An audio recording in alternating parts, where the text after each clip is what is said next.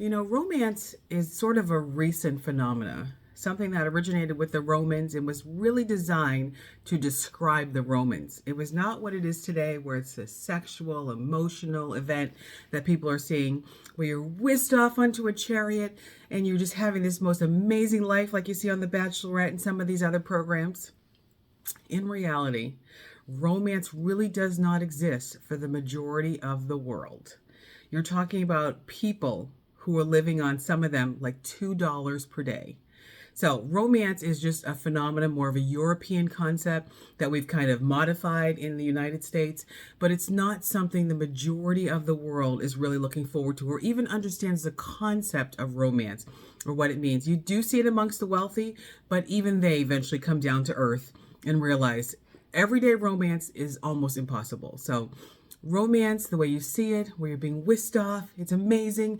You've got Prince Charming like you see in the Disney movies, doesn't really exist, and definitely doesn't exist for the majority of people when you're talking about over 700 million people worldwide who are living in poverty. So welcome to my channel. Please like and subscribe. Sonia Gallion Comunica, SoniaGallionComunica.com, and the author of 10 Things I Wish I Knew as a Single Parent, where we talk about all things single parents. And today we're going to talk about marrying someone from a different country and what that really means and what that entails, with the idea that romance typically does not exist worldwide. And in many countries, I don't care how wealthy they are, the concept of romance really doesn't exist. The concept of provision, having anything you would like in some of the Saudi Arabian countries, Dubai, United Arab Emirates, absolutely. There is so much wealth there, you can't even count it. Families traveling together on a 747, having horses, best cars, Bugattis, everything. That's one idea. It isn't exactly romance. In that same situation, you have women who have husbands that are married to multiple women. So call that romantic if you want, but typically the concept doesn't exist. So we're going to talk about marrying someone from a different country in lieu of the many challenges that have happened recently with somebody from the Real Housewives of Atlanta and the 90-Day Fiance concept, and why many of that does not really work, because you really got to understand who you're dealing with. I have dated African men. I am married to a Latino, a Spanish man, and I do understand this concept. So I'm speaking to you from experience, have a lot of friends, have met a lot of people, grew up as a Muslim, and later in Islam, in the Nation of Islam, and then later Christianity. So I do have quite a pretty strong concept and a lot of experience. So number one, these are the 10 precautions you're going to take. So number one, you got to research the culture prior to the relationship. I know we have this idea of romance and he's beautiful and he's got broad arms and strong and all that seems exciting and she's beautiful. But the reality is this person has a culture already embedded in them from childhood. Doesn't matter what that is. Maybe they're spoiled as a child. Maybe they've never been appreciated as a child because all they had to do was work. Maybe they're working in a field. You don't really know. So you really got to research the culture prior to the relationship. Number two, you got to spend time getting immersed in that culture prior to even thinking about a relationship. We used to have something in college called, like summer immersion, college immersion. You would travel abroad and you would really learn about the culture. And it's going to be difficult to learn about a culture in a week or two. You really need to get immersed months in that culture, really understanding how the people think, why they think the way they think, the concepts, and really developing an appreciation for that culture. I remember there was a movie years ago called Not Without My Daughter, and she said her husband was wonderful in the United States. But when they traveled back to his country, it was as if he was a totally different person. So you really want to understand the culture in which you want to be part of, or you're considering being part of. Number three, refrain from sex and relationships for at least 6 months if you can. It's going to cloud your judgment. And I'm telling you, men can have sex with you and sometimes it doesn't really matter. They don't care. It's more of an act. And for women, it's emotional. So you want to try to refrain, because the minute you get involved with somebody sexually, it alters your thinking, alters the situation. So do your best. Refrain from sex. If you can wait till marriage, that would be ideal. But refrain from sex and relationships at least 6 months, if at all possible, so that you have a clear head when you are making this decision. And honestly, with the right person, you'll be able to wait anyway. Number four, Sample the food with a local family. See if this is even something you want to be part of. I mean, you want to really understand what it is you are getting involved in. Do you even like the food? Is that something you would eat? I mean, some people, some cultures, children, babies are eating food so spicy that I cannot even eat. So, would you want to marry into that culture and you can't even eat the food? Others, they're so bland, it's almost disgusting. So, but for that culture, it's great. So, you want to sample the food, get to know the people, enjoy it.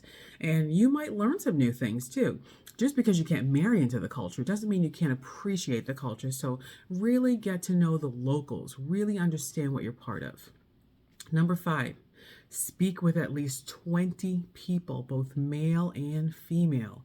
There are some cultures you're not really going to learn if you're just boyfriend, girlfriend type thing, just kind of hooking up. You're not really going to understand what you're getting into. So you want to speak with different people. You want to speak with older people. You want to speak with younger people. You want to speak with men. You want to speak with women, because each will have a different perspective and they'll give you a better understanding of the type of person you're interacting with. And this is why so many of these 90-day fiance, the bachelorette have so many issues, because they're trying to interact with somebody they really do not understand. And after a good 2 years, the true person begins to come out. So speak with at least 20 people, both male and female. Number 6, what are the expectations of the man? Does he expect that he's going to be taken care of 24/7 no matter what? That doesn't matter if you have a job, if you've got 12 kids, that you're still supposed to feed him, take care of him. I mean, I see some cultures where it doesn't matter. She has 5 kids at home, little ones. She's still expected to feed her husband, take care of him, make sure his needs are met. And so that can be a challenge, especially when both people are working. In other cultures, maybe both are expected to be highly educated. And what does that mean? If you're both expected to be highly educated, who is going to care for the family? Are you getting educated before you get married? What if you want to continue your education? What does that mean? Are the expectations that you're both supposed to be doctors and lawyers? I don't know, but you need to know what the expectations are of the man, what the culture dictates as these expectations of the man. What are the expectations, number 7, what are the expectations of the woman? Is she expected to be home, caring for the children, taking care of the home and everything? Is that her responsibility, regardless of whether or not she has a full-time job? Is she even allowed to have a full-time job?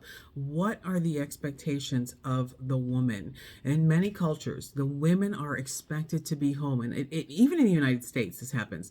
The women still have more responsibility for the home than the men do. So you need to know this stuff. You want to obviously be with somebody a little bit wealthier who can help you provide for housekeeping and things like that, if that is the expectation. But you need to know what the expectations are so that you can decide, is this the culture I want to be part of? Number 8, what is the predominant religious belief in the region? I know you think you can go in and sometimes change the dominant religious beliefs in a region. You cannot. I will tell you, I grew up in Islam. You cannot change the dominant religion of anybody. And I've actually had relationships, dated, and if you cannot come together on the religious stuff, it's going to be really difficult. There are some religions, especially in Islam, it doesn't matter if he marries a Christian woman, a Hindu woman, a Buddhist woman, the children are still expected to be raised in Islam. So those things are very important. So you need to know the predominant religious belief. There are other cultures where you might have transgenders. That is part of kind of the religious belief in some nations, some societies, that you could be thinking you're with a male, but you're actually with a woman, or you would think you're with a woman, you're with a male. So you need to know the religious beliefs of that region before you get involved with anybody, because it's not going to change. Number 9, what happens when a husband and wife disagree? And as I referenced earlier, the movie about Not Without My Daughter, if they disagreed, the family surrounded around him and tried to make her conform. And they would actually beat the woman if she did not conform with what her husband's expectations are. So what happens when you disagree? Are you dealing with an intellectual discussion, and then one person makes a final decision? I know even in Christianity, we say the man is supposed to be the head of the household. But what happens? Is the woman allowed to disagree with her husband? Does she have a voice? What happens if the husband has a disagreement with the wife, but she doesn't agree with him? These things are very important before you have relationships with somebody of a different country because these belief systems are almost embedded in them. So number 9, what happens when a husband and wife disagree? How is that resolved? Do we need to have a group meeting, or can we have a discussion by ourselves? And I will tell you, in Islamic countries, typically the family is involved. So just keep that in mind. And number 10, is this person kind and generous to both family members and non-family members? Very important. How does this person view waiters, waitresses, servers, that sort of thing? I dated one person one time, and this person lived in North Sudan, which is very Islamic, Muslim, and the people in South Sudan, they looked down upon because they were darker. And I'm like, these are your people. But that is the belief system, and you're not going to change them. So they believe the people down here who have darker skin are beneath them. And this actually happens in Latino and Hispanic cultures as well, where they believe the darker people are lesser than they are. So you need to know, is this person kind and generous to their family members and non-family members? Because how they behave is how they're going to treat you. So I hope that helps. This is a discussion today on marrying someone from a different country, 10 precautions to take, things to think about to prevent a lot of the divorce, the breakups, the issues, the violence that is happening. We're going to do a quick recap. Number 1, research the culture prior to relationship, obviously. Number 2, spend time getting immersed in the culture. Number 3, refrain from sex and relationships for at least 6 months, please. Number 4, sample the food with a local family. Number 5, speak with at least 20 people, both male and female.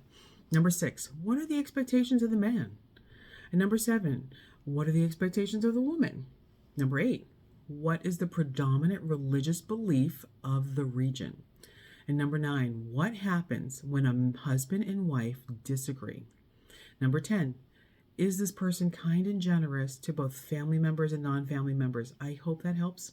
Please like and subscribe to my channel, Sonia Gallen Comunica, SoniaGallenComunica.com, and the author of 10 Things I Wish I Knew as a Single Parent, where we talk about all things single parents. And stay tuned for tomorrow, because we'll be back with another one. Have a great day.